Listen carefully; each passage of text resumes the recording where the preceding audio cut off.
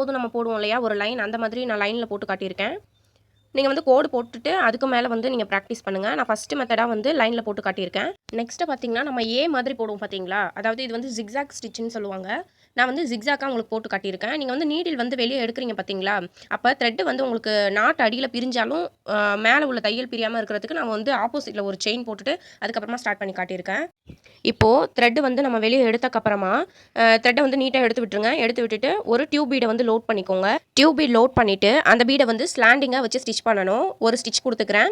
அதாவது நான் ஏ போடணும்னு சொன்னேன்ல, அதே மாதிரி ஸ்லாண்டிங்காக ஒரு பீடை வச்சு ஸ்டிச் பண்ணிக்கோங்க. அதுக்கப்புறமே அடுத்த பீடு வந்து லோட் பண்ணிவிட்டு அதை இந்த பக்கம் ஸ்லாண்டிங்காக அடிப்பக்கமாக ஒரு ஸ்லாண்டிங்காக வச்சு ஒரு ஸ்டிச் ஒரு லாக் பண்ணிவிடுங்க. நெக்ஸ்ட்டு வந்து மேல் பக்கம் அதே மாதிரி மேலே கீழே அந்த மாதிரி ஸ்டிச் பண்ணி நெக்ஸ்ட் வந்து ஃப்ளை ஸ்டிச் நான் 3 மெத்தடில் உங்களுக்கு போட்டு காட்டியிருக்கிறேன்.